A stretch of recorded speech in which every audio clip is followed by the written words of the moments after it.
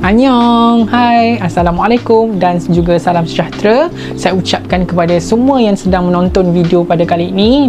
Jadi mesti anda tertanya-tanya, siapa lelaki ni? Siapa yang dalam video ni tengah bercakap ni? Kenapa tiba-tiba ada ni? Jadi kepada sesiapa yang masih lagi belum kenal saya, nama saya Amirul Fahmi atau lebih mesra dikenali sebagai Dietitian Am. Jadi dalam video pertama ini saya ingin berkongsi kepada anda apakah tips-tips yang perlu anda lakukan sebagai seorang pengguna bijak sebelum kita membeli produk suplemen ataupun produk kesihatan yang dijual di pasaran.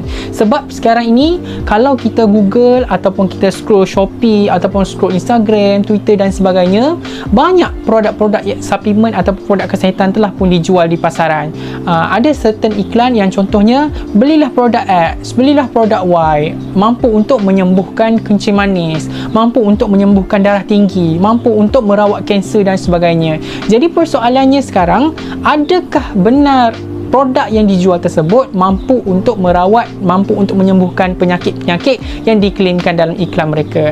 Jadi dalam video kali ini saya akan kongsikan 3 tips untuk kepada anda semua sebagai pengguna bijak untuk apa perkara yang perlu anda lakukan terlebih dahulu sebelum kita membeli sesuatu produk. Tips pertama yang perlu anda lakukan sebelum kita membeli produk tersebut iaitu untuk kita semak dahulu pendaftaran produk.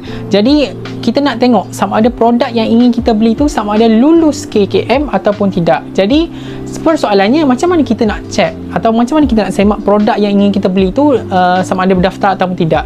Jadi senang saja, anda perlu layari di laman web www.questplus.bpfa.government.my di mana dalam laman web tersebut anda hanya perlu memasukkan nama produk yang ingin anda beli dan tekan saja butang search dan dalam laman web tersebut akan keluarlah nama produk, nama pengusaha, nama pengilang, jenis-jenis bahan yang digunakan dan banyak lagi lah, dan termasuk juga nombor mal pendaftaran. Dan jika produk anda tersebut ada nombor mal pendaftaran, maksudnya produk tersebut sudah pun diluluskan di bawah Kementerian Kesihatan Malaysia.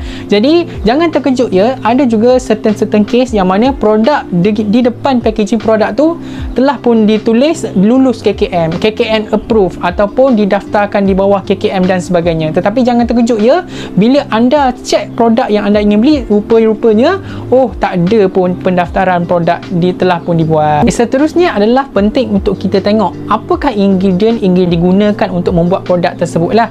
Jadi ingredient yang perlu untuk kita ambil cakna adalah ingredient yang diharamkan penggunaannya oleh Kementerian Kesihatan Malaysia lah.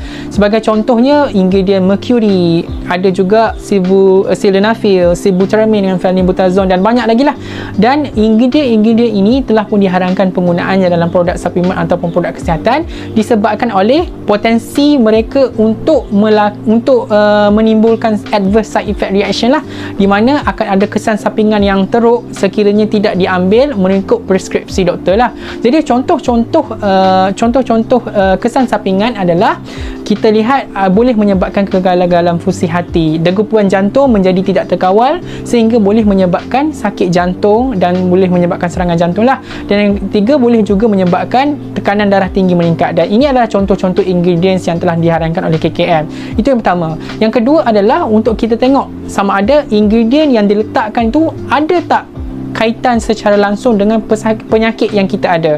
Contohnya, sebelum kita membeli suplemen, kalau bagi pesakit yang ada penyakit buah pinggang, penting untuk kita tengok dahulu ingredients.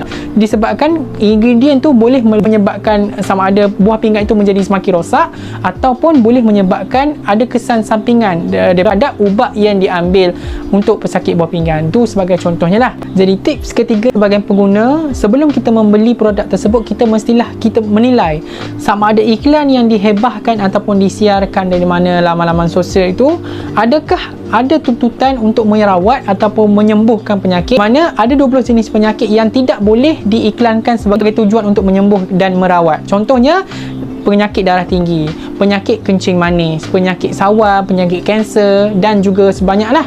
Jadi jika ada produk-produk tersebut yang diklaim dalam iklan mereka boleh menyembuhkan, maka produk tersebut sebenarnya telah pun melanggar Akta Iklan Ubat dan Penyiaran 1956 lah.